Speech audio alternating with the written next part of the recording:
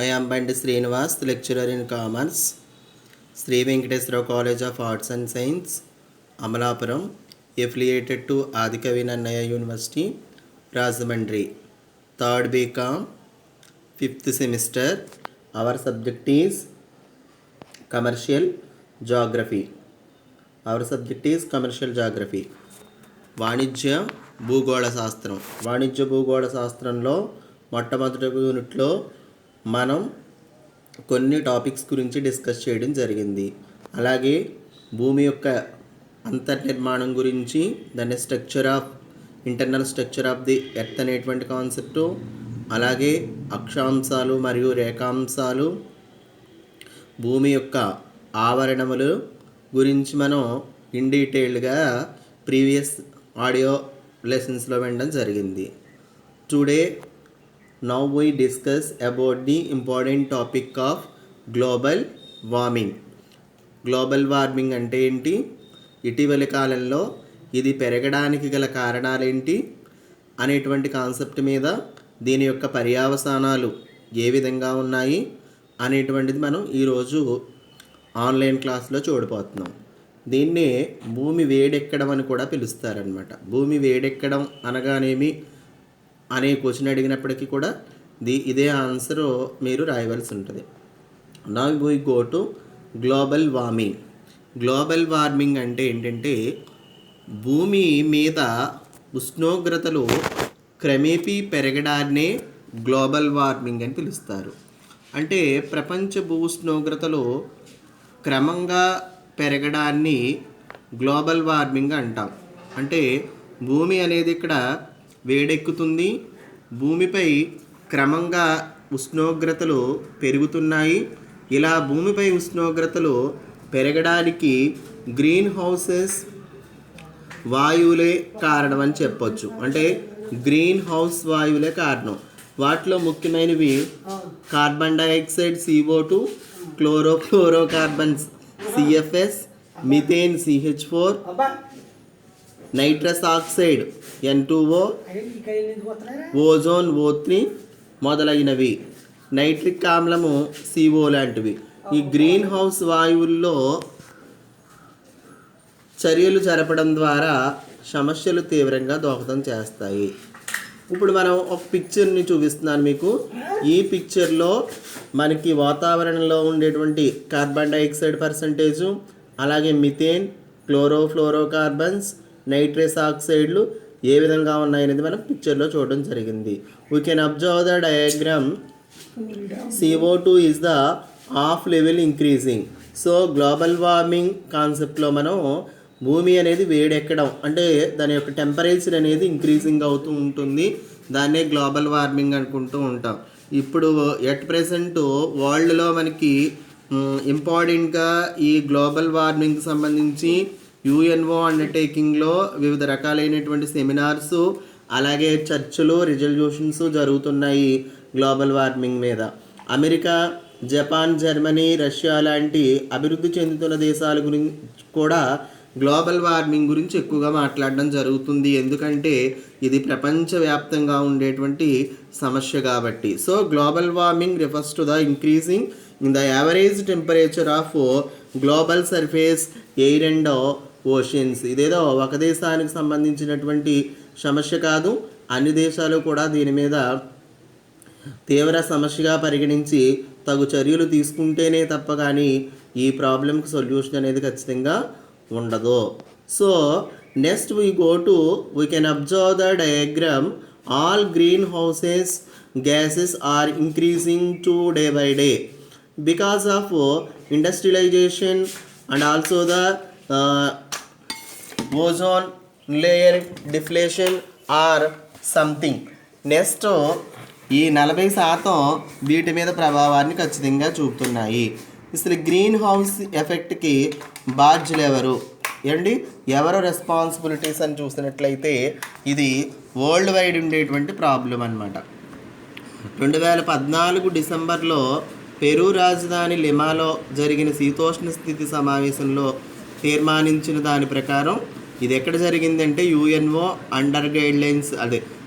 అండర్టేకింగ్లో జరిగిందనమాట. ఇక్కడ ప్రపంచంలో అత్యధిక గ్రీన్ హౌస్ ఉద్గారాలు విడుదల చేస్తున్న దేశం అమెరికా అనే తేలింది అక్కడ.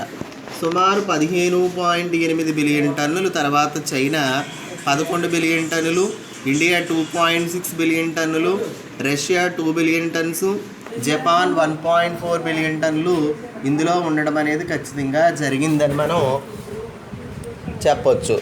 నెక్స్ట్ మనకి ఈ పక్క ఒక చిత్రాన్ని నేను మీకు ఇచ్చాను.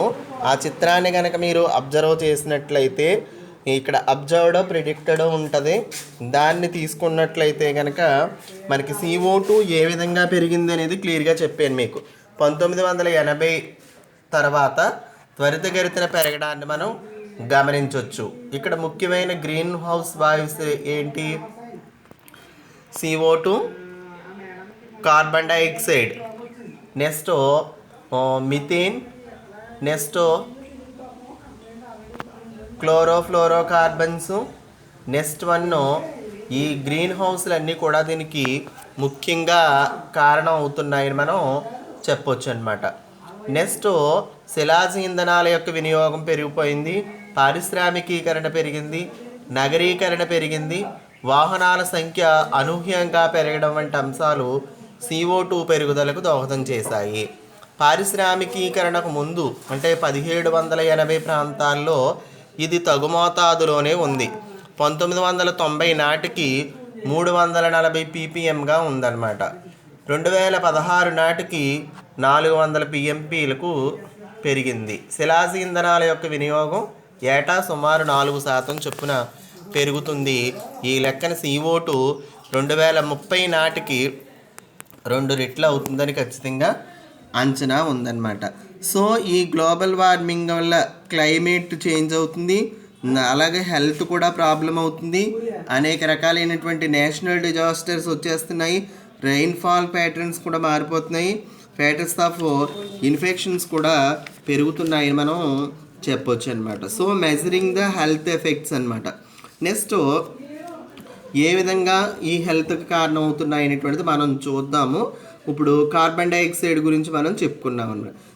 ఈ లెక్కన CO2 2030 నాటికి 2 రెట్లు అవుతుందని అంచనా. అంటే CO2 అనేది ఇంక్రీజింగ్ చాలా విపరీతంగా జరుగుతుంది. మనం పిక్చర్లో కనుక చూపించినట్లయితే XX మీద ఇయర్స్ తీసుకున్నాం, YX మీద కార్బన్ డైఆక్సైడ్ ఇన్ ppmలో చూపించాము. 1980 వరకు ఇంక్రీజింగ్ అనేది మామూలుగానే ఉంది. నెక్స్ట్ తర్వాతది 1980 తర్వాత ఈ ఇంక్రీజింగ్ అనేది విపరీతంగా పెరగడం జరిగింది. 18 తర్వాత 2020 తర్వాత కూడా విపరీతంగా పెరగొచ్చని మనం ఇక్కడ estimated dots line predicted line చూపించడం జరిగింది.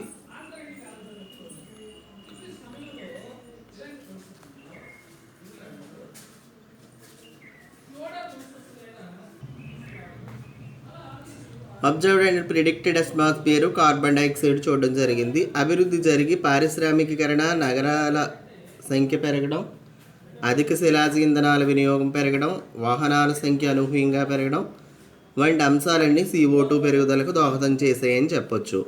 అదేవిధంగా కార్బన్ డైఆక్సైడ్ 20% అంటే మిథేన్ అయితే 2 పెరిగింది. CO2 2030 నాటికి ఎస్టిమేటెడ్ ప్రకారం 2 అవుతుందని అంచనా వేశారు.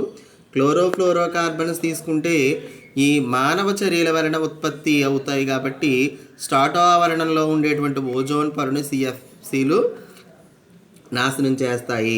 అంటార్కిటికా ప్రాంతంలో ఓజోన్లో రంధ్రం అనేది ఏర్పడిందని మనందరికీ తెలుసు. దీని మీద చర్చలు, సమావేశాలు కూడా జరుగుతున్నాయి. తద్వారా ఈ హోల్ ఎందుకంటే అతినీల లోహిత కిరణాలు భూమిని చేరి మానవులు, జంతువులు, మొక్కలపై అనేక దుష్ఫలితాలు కలిగిస్తున్నాయి. పారిశ్రామికీకరణ అనంతరం 20% క్లోరోఫ్లోరోకార్బన్స్ వాతావరణంలో చేరి భూమి ఉష్ణోగ్రతను 1.5 డిగ్రీ సెంటీగ్రేడ్కి పెంచాయి. ఈ గ్రీన్ హౌస్ వాయువులు పెరిగితే భూ వికిరణం ద్వారా బయటకు పంపించేటువంటి దీర్ఘతరంగాలను వెళ్ళనీయకుండా అడ్డుకుని భూమిపై ఉష్ణోగ్రతలు పెంచుతాయి. దీనినే గ్లోబల్ వార్మింగ్ అంటారు. 21వ శతాబ్దంలో 2015 సంవత్సరాన్ని అత్యంత వేడి సంవత్సరంగా పేర్కొనబడింది.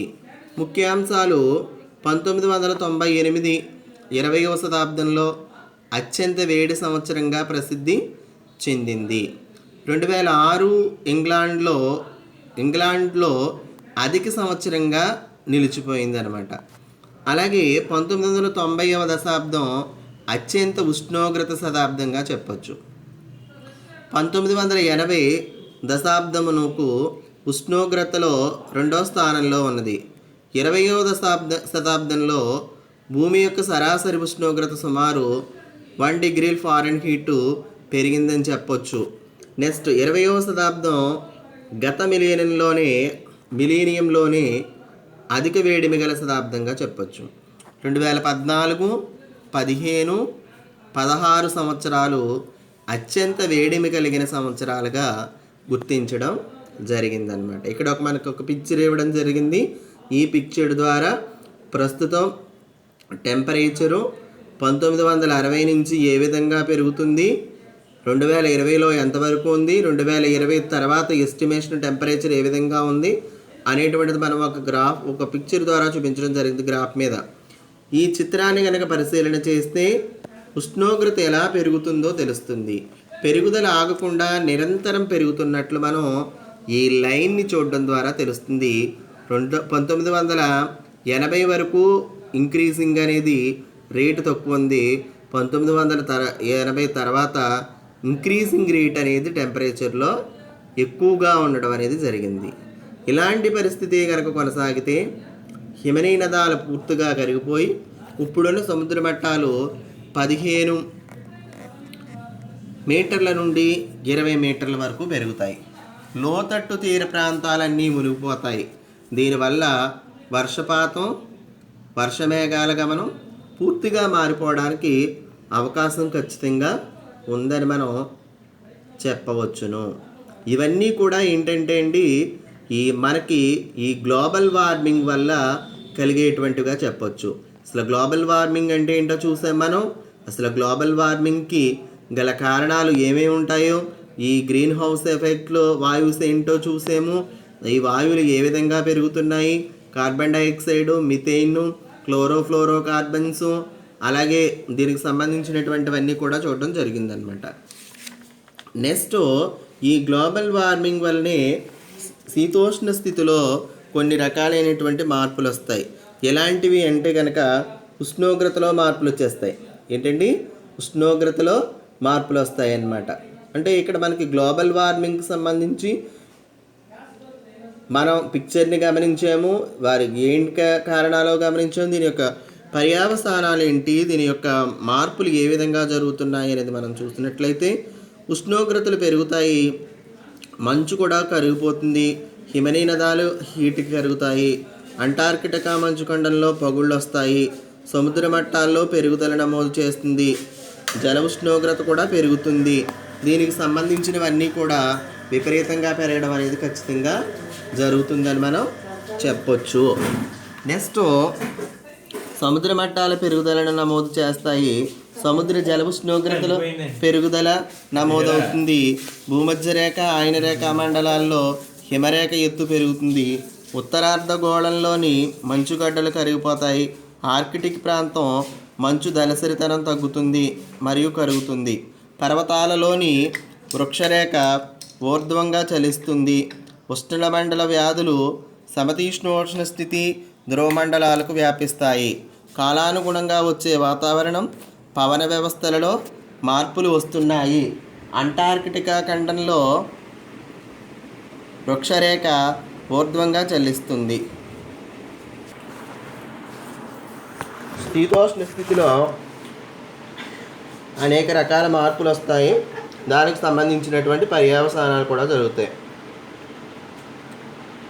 మంచు కరుగుదల భూమిపై ఉన్న మంచు దుప్పట్లను, మంచుగడ్డలను మాయించేస్తుంది, పరువు కాటకాలు వరదలో ముంచెత్తుతాయి, సముద్ర మట్టాల్లో మార్పులు రావడం జరుగుతుంది, పవన వ్యవస్థ, పీడన మేకలలో తేడాలు చోటు చేసుకుంటాయి, భూమధ్య రేఖ ఉష్ణమండల వ్యాధులు విజృంభిస్తాయి, జంతువుల జీవన విధానంలో ఖచ్చితంగా మార్పులు అనేది రావడం జరుగుతుంది. ఇక్కడ ITCZ అంటే that means intertropical convergence zones ఉత్తరం వైపుకు మళ్ళుతుంది. ఉష్ణమండల చక్రవాతాలు, ఉరుములు, మెరుపులు, వర్షాలు పెరుగుతాయి. నిరంతరం గడ్డకట్టిన మంచు కరిగిపోతుంది. అవపాతంలో మార్పులు వస్తాయి. సహజ ఉద్భిజాలలో, వృత్తికలలో మార్పులు చోటు చేసుకుంటాయి. పంటల యొక్క తీరులో, పంటల దిగుబడులలో ఖచ్చితంగా మార్పులు రావడం అనేది జరుగుతుంది. ఇవన్నీ కూడా ఏంటంటే అండి, మనకి గ్లోబల్ వార్మింగ్ వల్ల శీతోష్ణ స్థితిలో మార్పులు వస్తాయి. దానికి కొన్ని రుజువులు ఉన్నాయి. శీతోష్ణ స్థితిలో మార్పులు, దానికి కావలసినటువంటి పర్యవసానాలు ఏంటనేది మనం చూడడం జరుగుతుంది. భూమిపై గల మంచు కరుగుదల గ్లోబల్ వార్మింగ్కు తక్షణ ఫలితం అన్నమాట. దీనివలన భూమిపై మంచు కరుగుతుంది. అనేక ఉదాహరణలు ఉన్నాయి. ఉదాహరణకి హిమాలయాలు, రాకీ, ఆండీస్, ఆల్ప్స్, కాక్సన్ పర్వతాలలో మంచు త్వరగా కరుగుతుంది.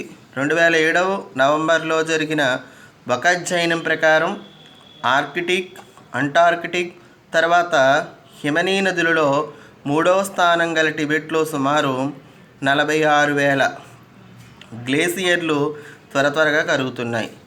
ఈ కరిగిన నీరు ఆసియాలోని నదులకు ముంచెత్తుతుంది. ఇలా గంగోత్రి, యమునోత్రి, హిమనీ నదులు త్వరగా కరిగిపోతే నదుల మనుగడకి ముప్పు వాటిల్లుతుందని మనం ఖచ్చితంగా చెప్పొచ్చు. ఇప్పటికే ఆండీస్ పర్వతాలలోని కొన్ని హిమనీ నదాలు ఆవిరైపోయాయి. దీనివలన గత 15 to 25 సంవత్సరాలలో Colombia, Peru, Chile, Venezuela, Ecuador, Argentina, Bolivia దేశాలలో తీవ్రమైన నీటి సమస్యలు ఎదుర్కొన్నాయని మనం దీనికి ఉదాహరణగా చెప్పవచ్చును. అంటే ఈ గ్లోబల్ వార్మింగ్కి సంబంధించి, ఈ భూమి వేడెక్కడానికి సంబంధించి కనుక ఈ దేశాలన్నీ కలిసికట్టుగా ఒక రిజల్యూషన్ పాస్ చేసి సరైనటువంటి విధానాలను అవలంబించినట్లయితే ఈ జరగబోయేటువంటి ముప్పు, గ్లోబల్ వార్మింగ్ వల్ల మంచు కరిగి, హిమనీ నదాలు కరిగి, సముద్రాల్లో ఉండేటువంటి మంచుగడ్డలో, మంచుకొండలో కరిగిపోయి సముద్ర మట్టాలు పెరిగి మానవ వినాశనం జరగకుండా ఉండాలి అంటే ఖచ్చితంగా దేశాలన్నీ ఒకే తాటి మీదకి వచ్చి తీర్మానాలను పాస్ చేసి విధానాలను ఖచ్చితంగా అవలంబించి వాటిని అమలు చేసినట్లయితే ఖచ్చితంగా దాని యొక్క ఫలితం అనేది బాగా ఉంటుందని మనం ఈ గ్లోబల్ వార్మింగ్ కాన్సెప్ట్ ద్వారా చెప్పొచ్చు. అలాగే ఈ సముద్ర మట్టాలు పెరగడమే కాదు, దీని గ్లోబల్ వార్మింగ్ వల్ల పర్యవసానం ఉష్ణమండల వ్యాధులు కూడా విజృంభిస్తాయి. అంటే మలేరియా, కలరా, డెంగ్యూ, ప్లేగు ఇలాంటి వ్యాధులు భారతదేశ వ్యాప్తంగానే కాదు ప్రపంచవ్యాప్తంగా ఈ ఉష్ణమండల వ్యాధులు అనేది విజృంభణ అనేది జరుగుతుంది. అంటే ఉష్ణోగ్రతల పెరుగుదల రకరకాల వైరస్లు, బ్యాక్టీరియా, ప్రోటోజోవా, ఇతర క్రిమికీటకాల పెరుగుదలకు దారితీస్తుంది. క్రొత్త జ్వరాలు, కొత్త రకాలైనటువంటి జబ్బులు లాంటివి, ఎల్లో జ్వరం, ప్లేగు, డెంగ్యూ వంటివి విపరీతంగా పెరగడానికి అవకాశం ఉంది.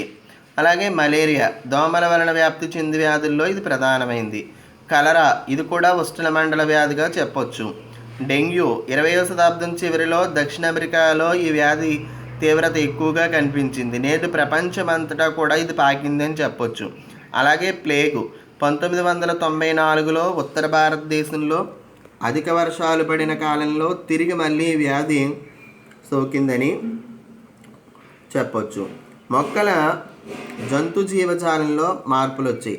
అంటే పెరిగేటువంటి ఉష్ణోగ్రతలు, పెంగ్విన్ల యొక్క ఆహారం, వంశోత్పత్తిపై ప్రభావం ఖచ్చితంగా ఇవి చూపుతాయని చెప్పొచ్చు. గత 3 శతాబ్దాలలో సుమారు 40% పెంగ్విన్ల యొక్క జనాభా తగ్గిందని మనం చెప్పొచ్చు. తర్వాత ఐటీసీజెడ్ ఉత్తర వైపుకు జరగడం అంటే ఇంటర్ ట్రోపికల్ కన్వర్జెన్స్ జోన్, భూమధ్య రేఖ దగ్గర గల అల్పపీడన మేఖల ఇక్కడ నుండి వాయుపవనాలు వేస్తాయి. గ్లోబల్ వార్మింగ్ కారణంగా భూమధ్య రేఖ ఉత్తర ప్రాంతం దక్షిణ ప్రాంతం కంటే అధికంగా వేడెక్కుతుందని మనకు తెలుసు. అలాగే ఉష్ణమండల చక్రవాతాలు, మేఘాలు, తుఫానులు కూడా పెరుగుతాయి. ఉత్తరార్ధగోళంలోని పెర్మాఫ్రాస్ట్ కరుగుతుందని మనం చెప్పొచ్చు. అంటే ఆర్కిటిక్ ప్రాంతంలోని భూములు నిరంతరం చలికి మంచుకు గట్టిగా గడ్డకట్టుకుని ఉండడాన్ని ఫెర్మాఫ్రోస్ట్ అంటారు. అలస్కాలోని ఉత్తర యూకాన్ నది ప్రాంతంలో 1980 మరియు 98లో అక్కడి మంచు పొరల్లో 3.4 డిగ్రీ సెంటీగ్రేడ్ ఉష్ణోగ్రత పెరగడం వల్ల అవి ఖచ్చితంగా కరుగుతున్నాయని మనం చెప్పొచ్చు. ఇక్కడ నేను చెప్పాను కదండి మీకు, CO2 అంటే విపరీతంగా ఎందుకు పెరుగుతుంది అంటే ఈ పారిశ్రామికీకరణ, నగరీకరణ, శిలాజ ఇంధనాల వినియోగం వలన వాహనాల సంఖ్య పెరగడం వల్ల CO2 పెరుగుతుంది. దానివల్ల అధిక మోతాదులో 2030 నాటికి 2 రెట్లు అవుతుంది. మిథేన్ కూడా పరిమాణం 2 రెట్లు అవుతుంది. ఈ 7.0 నుంచి 10.7 నుంచి 15.5 ఇంటూ 10.7 వరకు పెరిగిందని ఇవన్నీ కూడా మనం చూసాం. వీటి వల్ల వచ్చేటువంటి పర్యవసానాల గురించి మనం డిస్కస్ చేయడం జరిగింది. అంటే గ్లోబల్ వార్మింగ్కి గ్రీన్ హౌసెస్ కారణం, వాటి వల్ల ఈ విధంగా జరుగుతుందని మనం చెప్పొచ్చు అనమాట. నెక్స్ట్ మిథేన్ పరిమాణం 2 అంతలు పెరుగుతుందని చెప్తున్నాను. సహజ ఉద్రిక్త సంపద మృత్తికల్లో కూడా మార్పులు అనేవి కలుగుతాయని చెప్పొచ్చు. పంటల తీరులోను దిగుబడిలోనూ కూడా ఈ గ్లోబల్ వార్మింగ్ వల్ల మార్పులు వస్తాయి. అంటే ఒక గ్లోబల్ వార్మింగ్ వల్ల ఎన్ని ఎఫెక్ట్స్ రావడానికి కారణాలు అయితే గ్రీన్ హౌసెస్ అయితే, దీనివల్ల ఎఫెక్ట్ అనేది చాలా ఎక్కువగా ఉందని చెప్పొచ్చు. అంటే ఉష్ణమండల వ్యాధులు పెరుగుతాయన్నాము. ఈ ఇంటర్ట్రాపికల్ కన్వర్జెన్స్ జోన్స్ అనేది ఉత్తరం వైపుకి జరుగుతుంది అనుకున్నాం. మేఘాలు, చక్రపాతాలు, తుఫాన్లు కూడా పెరుగుతాయి అనుకున్నాం. పెర్మాఫ్రాస్ట్ అనేది కరుగుతుంది అనుకున్నాము. సముద్ర ప్రవాహాల్లో మార్పు వస్తుందని చెప్పుకుంటున్నాము. వరదలు, కరువులు, సముద్ర మట్టాల్లో మార్పు, ఇలాంటివన్నీ కూడా గ్లోబల్ వార్మింగ్ వల్ల జరుగుతాయి. సో ఇలాంటి సమస్యను ఖచ్చితంగా కేంద్ర రాష్ట్ర ప్రభుత్వాలే కాకుండా ప్రపంచ దేశాలన్నీ కూడా ఒక తాటి మీదకి వచ్చి ఈ సమస్యకు ఖచ్చితంగా పరిష్కారం కనుగొని ఆ పరిష్కారం దిశగా ముందుకెళ్ళవలసినటువంటి బాధ్యత ప్రపంచ దేశాల మీద ఈనాటి ఉన్నటువంటి అతిపెద్ద సమస్యగా మనం అభివర్ణించవచ్చు.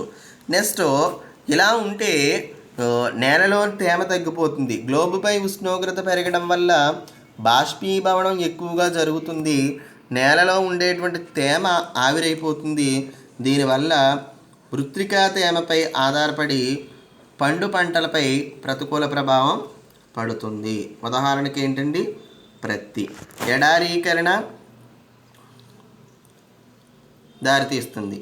ఇప్పటికే ఉన్న ఎడారులు మరింత విస్తరిస్తాయి. ప్రస్తుతం భూమిపై మొత్తం భూభాగంలో 34% ఎడారులచే విస్తరించబడి ఉంది. ఈ శాతం 21వ శతాబ్దం చివరి నాటికి 36% పెరుగుతుందని మనం చెప్పొచ్చు అనమాట.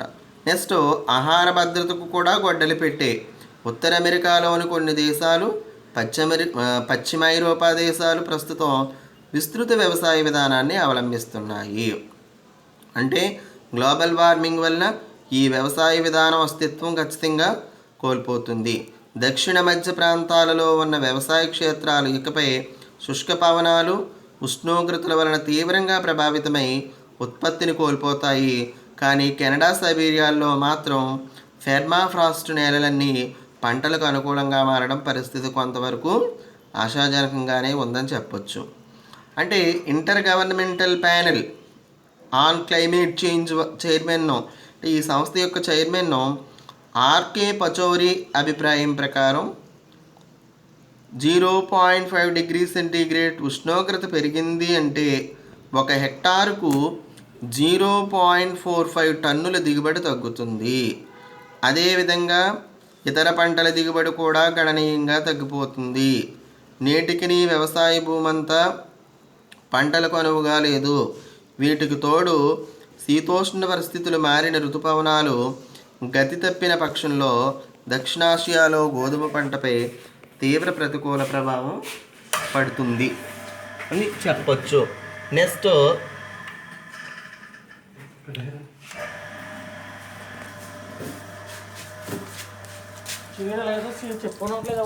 పర్యాటక రంగంపై కూడా ఇది ఎక్కువ ప్రభావాన్ని చూపుతుందనే చెప్పొచ్చు. నెక్స్ట్ గ్లోబల్ వార్మింగ్ వల్ల పర్యాటక రంగం తీవ్రంగా నష్టపోతుంది. ఎందుకంటే సముద్ర మట్టాలు పెరగడం వల్ల ఇప్పుడు ఉన్నటువంటి బీచ్లు అవనివ్వండి, రిసార్ట్లు అవనివ్వండి, పర్యాటక ప్రాంతాలన్నీ కూడా ఖచ్చితంగా మునిగిపోతాయి. ఐరోపాలో ఉన్న మంచు రిసార్ట్లు, ఆల్ప్ పర్వతాల్లో ఉన్నటువంటివి కూడా క్లియర్గా పెరిగిపోయి అనేక రకాలైనటువంటి సమస్యలు రావడానికి అవకాశం ఉంటుంది. అంటే ఇదంతా కూడా ఏంటంటే గ్లోబల్ వార్మింగ్ వల్ల వచ్చేటువంటి సమస్యలే. ఇక్కడ మీకు నేను స్క్రీన్ మీద కొంచెం వరకే చూపించాను. నేను ఎక్స్ప్లెనేషన్ అయితే మీకు చాలా క్లియర్గా ఎక్కువ ఇచ్చాను. ఎందుకంటే ఈ గ్లోబల్ వార్మింగ్ అనేటువంటిది ఎట్ ప్రెజెంట్ మనకి ఫేమస్ కాన్సెప్ట్ కాబట్టి, ఈ గ్లోబల్ వార్మింగ్ గురించే దేశాలన్నీ మాట్లాడుతున్నాయి కాబట్టి, ఇంపార్టెంట్ కాన్సెప్ట్ కాబట్టి దీనికి సంబంధించినటువంటి గ్లోబల్ వార్మింగు, దానికి గల కారణాలు, దానివల్ల పర్యవసానాలు ఏ విధంగా జరుగుతున్నాయి, ప్రపంచ దేశాలు తీసుకున్నటువంటి చర్యలేంటి, ఈ యుఎన్ఓ అండర్టేకింగ్లో ఏం మాట్లాడుకుంటున్నాయి, ఇలాంటి అన్ని అంశాల గురించి కూడా మనం చెప్పుకోవడం జరిగింది. దీనికి సంబంధించినటువంటి ఎఫెక్ట్ కూడా మీకు నేను క్లియర్ కట్గా ఎక్స్ప్లెనేషన్ చేశాను అనమాట అండి. దీంతో పాటుగానే మనకి సహజ ప్రాంతాలు, జాతీయ పార్కుల మీద కూడా ఈ గ్లోబల్ వార్మింగ్ ఎఫెక్ట్ అనేది పడుతుంది అనమాట. ఎలాగంటే ఒకసారి ప్రస్తుతం ఉన్నటువంటి నేషనల్ పార్క్స్ అవనివ్వండి, రిజర్వ్డ్ వనాలు అవనివ్వండి, శీతోష్ణ స్థితి మార్పుల వలన ఉన్నత అక్షాంశాల వైపు ముందుకు కదులుతాయి. ఇది భూమధ్య రేఖకు ఇరువైపులా ఖచ్చితంగా జరుగుతుంది. నెక్స్ట్, అంతర్జాతీయ వ్యాపారంపై ప్రభావాన్ని చూపుతుంది. ఇంటర్నేషనల్ ట్రేడ్ మీద కూడా ఏంటండి ప్రభావాన్ని చూపడం అనేది జరుగుతుంది. సాధారణంగా ఒక దేశం తనకు మిగిలిన వస్తువులను ఎగుమతి చేస్తుంది, తనకు లభించినటువంటి వస్తువులను దిగుమతి చేసుకుంటుంది. తనకు లభించిన వాటినేమో దిగుమతి చేసుకుంటుంది, లభించేటువంటి ఎక్కువగా పండేటువంటి వాటినేమో ఎగుమతి చేస్తుంది. ఈ గ్లోబల్ వార్మింగ్ వల్ల ఇలా చేయడానికి ఖచ్చితంగా అవకాశం ఉంటుంది. ఇలా ఉండదు అనమాట. ఎందుకంటే ఎఫెక్ట్ గ్లోబల్ వార్మింగ్ వల్ల ఏమవుతుంది, భూమి వేడెక్కిపోతే కొన్ని రకాలైనటువంటి పంటలన్నీ కూడా దెబ్బతినేస్తాయి, నాశనం అయిపోతాయి. వ్యవసాయ ఉత్పత్తులు, పారిశ్రామిక ఉత్పత్తులు అన్నింటికీ సూత్రం వర్తిస్తుంది. ముందుగా చెప్పుకున్న సైబీరియాలోని పెర్మాఫ్రాస్ట్ నేలలు వ్యవసాయానికి అనుకూలంగా మారి పంటలు పండించడానికి అనుకూలమైన పక్షంలో రష్యా దేశం ఆహార ధాన్యాలు పండించడంలో మిగులు దేశంగా అవతరిస్తుంది. అటు పాడి పరిశ్రమలో కూడా అభివృద్ధి సాధిస్తుంది. ఇదే పరిస్థితి కెనడాలో కూడా సంభవించడం అనేది ఖచ్చితంగా జరుగుతుందని మనం చెప్పొచ్చు. నెక్స్ట్, రష్యా, కెనడా లాగానే Japan, Finland, Norway, Sweden, Argentina మరియు చిలీ దేశాలలో కూడా ఆహారోత్పత్తి పెరుగుతుందని మనం ఖచ్చితంగా చెప్పొచ్చు. జియోలాజికల్ సర్వే ఆఫ్ ఇండియా ప్రకారం మన దేశంలోనూ జియోలాజికల్ సర్వే ఉంది. అలాగే అమెరికాకు సంబంధించినటువంటి జియోలాజికల్ సర్వే ఆఫ్ అమెరికా వారి ప్రకారం, అధ్యయనాల ప్రకారం ఆర్కిటిక్ ప్రాంతంలో ప్రపంచ చమురు నిల్వలలో 25% ఆయిల్ మరియు గ్యాస్ నిక్షేపాలు ఉన్నాయని మనం ఖచ్చితంగా చెప్పొచ్చు. అంటే శీతోష్ణ స్థితి, భౌగోళిక రాజకీయాలు కూడా ఖచ్చితంగా మనం మారుతున్నాయని చెప్పొచ్చు దీన్ని బట్టి. నెక్స్ట్, ఓజోన్ వాయువు తరుగుదల, ఓజోన్కి కూడా రంధ్రం పడుతుంది. దేనివల్ల అంటే గ్లోబల్ వార్మింగ్ వల్ల అని చెప్పడం జరిగింది. సాధారణంగా 2 ఆక్సిజన్ అణువులకు మరొకటి చేరితే ఓజోన్గా మారుతుంది. దీనిని సాంకేతికంగా ఓజోన్ లేయర్ని మనం O3 అని అంటారు. ఇది నీలివర్ణ రంగులో ఉండి తక్కువ మోతాదులో ఇంపైన వాసనతోనూ ఎక్కువ మోతాదులో ఘాటైన వాసన కలిగి ఉంటుంది. గాలిలోని ఆక్సిజన్ అణువులు సూర్యుడి నుండి వచ్చే అతి నీలలోహిత కిరణాలు చేత కానీ, ఉరుములతో కూడిన తుఫాను సమయంలో వచ్చే మెరుపు యొక్క విద్యుత్ శక్తి తరంగాల వలన కానీ బ్రద్దలై ఓజోన్గా మారుతుందని మనం చెప్పుకున్నాము. ఇప్పుడు చెప్పుకున్నటువంటివన్నీ కూడా మనం ఈ కాన్సెప్ట్లో గ్లోబల్ వార్మింగ్ అంటే ఏంటో డెఫినేషన్ ఇవ్వడం జరిగింది. గ్లోబల్ వార్మింగ్ సంబంధించి పిక్చర్లో ఈ గ్రీన్ హౌసెస్ వాయువులు ఎంతవరకు కారణమో చూపించాను. అలాగే ఆ పిక్చర్ని కూడా మనం ఎక్స్ప్లెయిన్ చేసుకున్నాం. గ్రీన్ హౌస్ ఎఫెక్ట్ అంటే ఏంటి, దానికి ఎవరు బాధ్యులు అనేటువంటిది చూసాము. అలాగే దీనికి సంబంధించి నేను ఒక పిక్చర్ ఇవ్వడం జరిగింది. ఆ పిక్చర్ను కూడా మనం ఎక్స్ప్లెయిన్ చేయడం జరిగింది. ముఖ్యమైన గ్రీన్ హౌస్ వాయువులు CO2 అని, మిథేన్ అని చెప్పుకున్నాము. ఇవి ఏ విధంగా పెరుగుతున్నాయి, వాటి యొక్క పర్సంటేజ్ ఎలా ఉంది, ఫ్యూచర్లో అవి ఏ విధంగా పెరగబోతున్నాయి, గ్లోబల్ వార్మింగ్ ఏ విధంగా అవి ఎఫెక్ట్ అవుతాయి, మానవులకు అవి ఏ విధంగా చెడు చేస్తాయి అనేటువంటి విషయాలన్నీ కూడా మనం గ్లోబల్ వార్మింగ్లో we discuss about the global warming and effected reasons, దీనివల్ల వచ్చేటువంటి పర్యవసానాలను గురించి కూడా మనం క్లియర్ కట్గా చూడడం జరిగింది. ఓకేనండి. దీనివల్ల ఉండేటువంటి ముఖ్యమైన అంశాలు ఈ ఎక్కువగా వేడి ఏ సంవత్సరంలో ఇదవుతుంది 1998ని 20వ శతాబ్దంలోనే అత్యంత వేడి సంవత్సరంగా ప్రసిద్ధి చెందిందని, ఇంగ్లాండ్లో అధిక ఉష్ణోగ్రత సంవత్సరము అత్యంత ఉష్ణోగ్రత శతాబ్దం 1990వ దశాబ్దమని, అలాగే 1980వ దశాబ్దంలో ఉష్ణోగ్రతలో 2వ స్థానంలో ఉందని, 20వ శతాబ్దంలో గత మిలీనియం వేడిగల శతాబ్దమని ఇలా మనం చెప్పుకున్నాము. 2014, 15, 16 సంవత్సరాలు అత్యంత హీట్ కలిగిన సంవత్సరాలుగా గుర్తుంచుకోవాలని చెప్పుకున్నాం. అలాగే ఇంక్రీజింగ్ ఏ విధంగా అవుతుంది టెంపరేచర్ అనేటువంటిది ఒక డయాగ్రామ్ ద్వారా చూపించాము. అది 1980 తర్వాత ఏ విధంగా టెంపరేచర్ విపరీతంగా పెరుగుతుంది అనేటువంటి పరిస్థితిని మనం చూడడం జరిగిందనమాట. This is the concept of global warming. ఇక్కడ మనకి ఎగ్జామినేషన్ పాయింట్ ఆఫ్ వ్యూలో గ్లోబల్ వార్మింగ్ అనేటువంటి పదం కనిపిస్తే నేను చెప్పిందంతా కూడా మీరు రాయడానికి అవకాశం ఉంటుంది. అది వాడు క్వశ్చన్ ఏ విధంగా ఎగ్జామ్ పాయింట్ ఆఫ్ వ్యూలో అడుగుతున్నాడో మనం ఏ విధంగా ఆన్సర్ ఇవ్వాలనేటువంటిది మీరు క్లారిఫై చేసుకుని దానికి ఆన్సర్ రాయవలసి ఉంటుంది అనమాట. Next we discuss about the next topic is Bhopal gas strategy.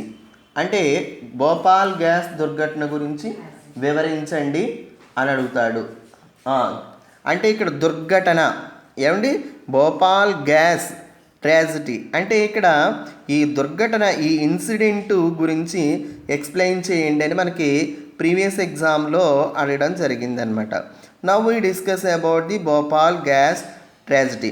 అంటే ఇది మానవ తప్పిదమైనటువంటి విపత్తుగా చెప్పొచ్చు. ఈ భోపాల్ అనేటువంటిది భారతదేశంలో మధ్యప్రదేశ్ యొక్క రాజధానిగా చెప్పొచ్చు.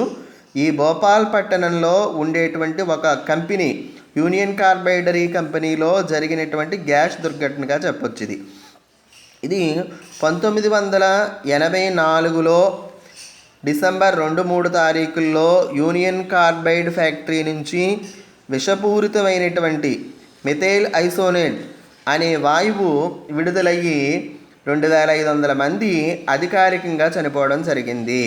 అంటే ఇది అతిపెద్ద దేశ చరిత్రలోనే అతిపెద్ద దుర్ఘటనగా మనం గ్యాస్ లీకేజ్ అయిన దుర్ఘటనగా చెప్పొచ్చు. నెక్స్ట్ అనధికారిక లెక్కల ప్రకారం తీసుకున్నామనుకోండి, ఈ మరణాలు 5000 పైచిలకే. మరొక 3000 మంది తీవ్ర అస్వస్థతకు గురైనారు. సుమారు 200 మంది స్త్రీలు దీనివల్ల చనిపోయారు. సుమారు 400 మంది పిల్లలు పుట్టిన కొద్ది గంటల్లోనే చనిపోయారు.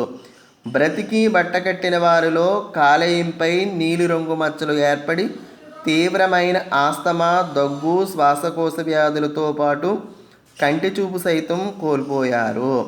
సుమారు 47% గర్భిణీలకు గర్భస్రావాలు జరిగాయని చెప్పొచ్చు. నెక్స్ట్ అధికారిక అంచనాల ప్రకారం 10,000 మంది శాశ్వత అంగవైకల్యం పొందారని చెప్పొచ్చు. ఈ భోపాల్ దుర్ఘటన గురించి మనం చూసినట్లయితే ఇటీవలి కాలంలోనే COVID-19 లాక్డౌన్లో ఉన్నప్పుడు విశాఖపట్నంలో LG పాలిమాస్లో గ్యాస్ లీక్ అయిన ఘటన మనం గురించి చెప్పుకోవాలి. ఎందుకంటే ఇలాంటి గ్యాస్ లీకేజ్ ఘటనలో సంభవించినప్పుడు మానవ వినాశనంతో పాటుగా అనేక రకాలైనటువంటి వృక్ష సంపద, జంతు సంపదతో పాటుగా వాతావరణం కూడా పాడయ్యి దాని యొక్క ప్రభావం కొన్ని సంవత్సరాలు దీర్ఘకాలికంగా ఉండడం అనేది జరుగుతుంది. ఇక్కడ LG పాలిమర్స్ ఘటన కూడా ఇలాంటి ఘటనకు సంబంధించినదే. అక్కడ గ్యాస్ లీకేజ్ అయి అదే రోజున 10ల సంఖ్యలో జనాలు ప్రాణాలను విడవడమే కాకుండా 100ల సంఖ్యలో జనాలు అనేక రకాలైనటువంటి వ్యాధులు అంటే శ్వాసకోశ వ్యాధులు, లివర్కు సంబంధించినవి, ఊపిరితిత్తులకు సంబంధించినవి, చర్మానికి సంబంధించినటువంటి అనేక రకాల వ్యాధులు ప్రజలు అనుభవించడం మనం కళ్ళారా ప్రస్తుత కాలంలో చూడడం అనేది జరిగింది. ఇక్కడ కూడా గ్యాస్ లీకేజ్ ఘటనగానే చెప్పుకోవచ్చు.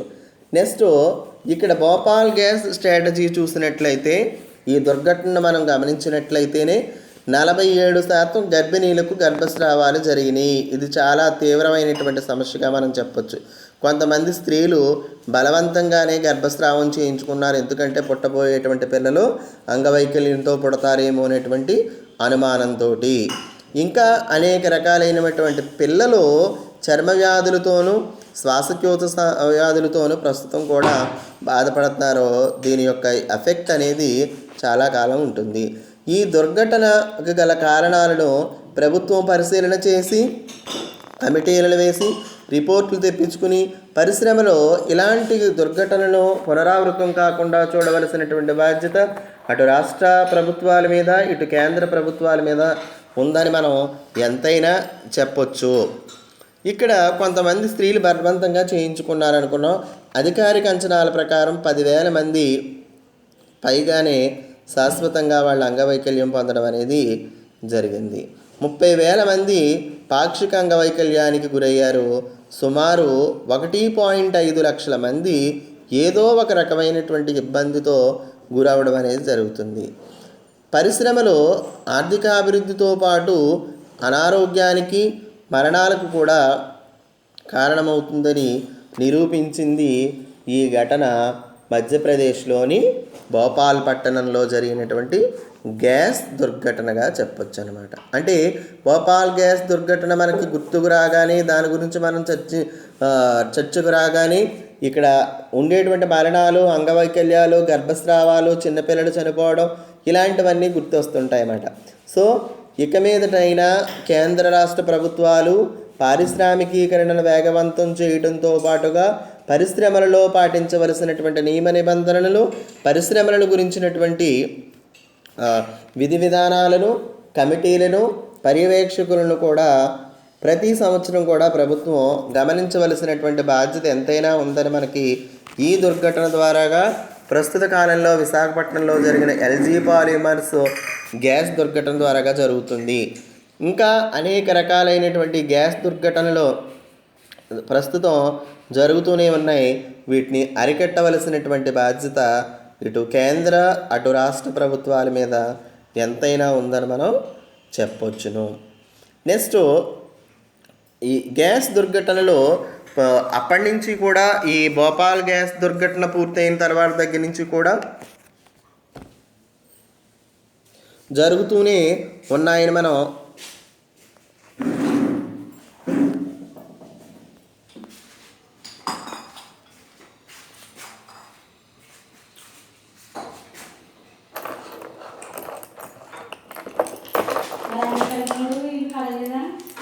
మర్చిపోయినా